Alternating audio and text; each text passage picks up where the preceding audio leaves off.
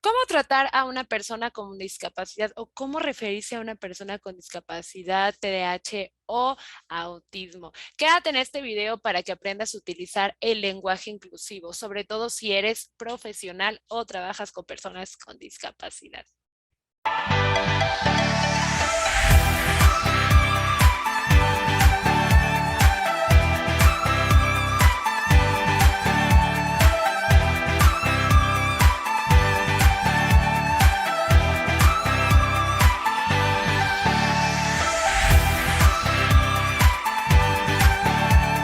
Bueno, el lenguaje inclusivo primero nos marca que a las personas las tenemos que tratar como personas primeramente.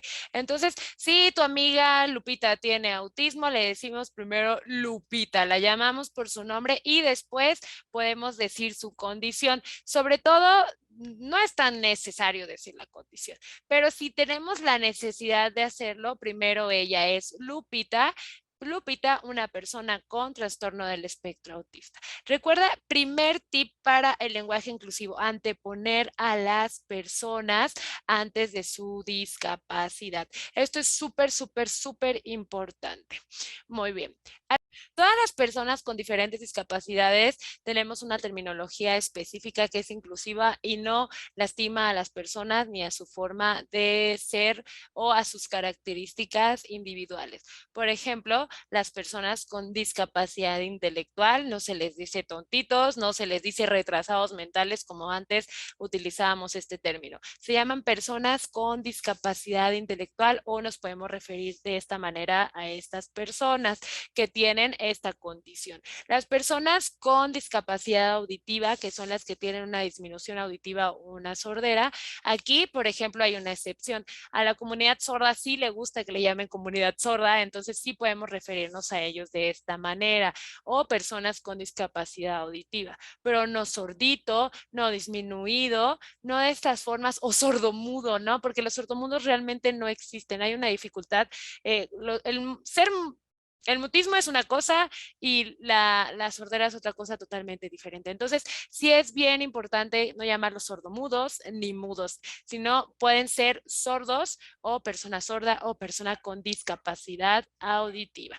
Las personas con discapacidad motriz es importante no llamarlos como cojitos, paralíticos y ¿cuál es la otra que siempre me dicen?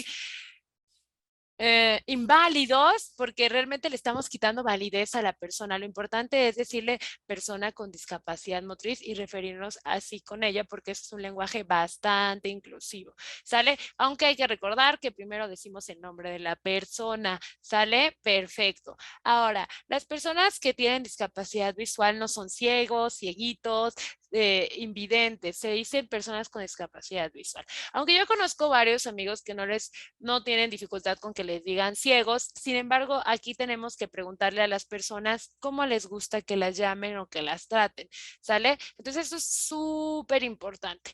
Las personas con síndrome de Down entran dentro de la categoría de discapacidad intelectual. Sin embargo, es importante no decirles mongolitos o decir alguna palabra que pueda ofender. Entonces, es una persona con síndrome de Down. A mí me gusta ser bastante clara en estos términos porque si los utilizamos son bastante peyorativos y entonces lo mejor es utilizar los términos adecuados para poder tratar a las personas con discapacidad de la mejor manera posible. Las personas con trastorno del espectro autista, aquí también es importante saber si les gusta que les digan más personas con autismo o trastorno con el personas con trastorno del espectro autista. He conocido muchas personas que prefieren solamente la palabra autismo, entonces sí es necesario preguntar cómo les gustaría que les dijeran. ¿Ok?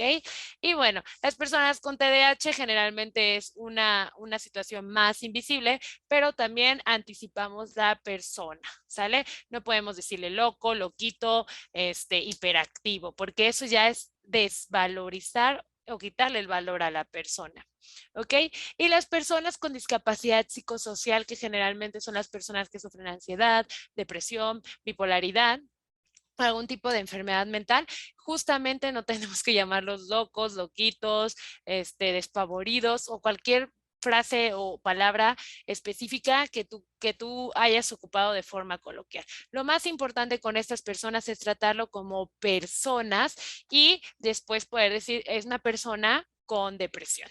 ¿Sale? No es una persona con ansiedad, pero no decirle, ay, eres ansioso, eres depresivo, eres esto, no. Primero recuerda anticipar a la persona para que la persona se sienta validada. Esto es muy importante que lo lleves a cabo en tu quehacer como profesional de la educación, como terapeuta, sobre todo como ciudadano, para poder cambiar un poco lo que está pasando en nuestra sociedad y hacer una sociedad mucho más inclusiva. Quédate con Maestra Inclusiva, búscanos en redes sociales, en Facebook, en Instagram, en TikTok y siempre les daremos estrategias sobre lenguaje, discapacidad e inclusión y educación que te podrán servir bastante. Nos vemos en el próximo video. Quédate con Maestra Inclusiva.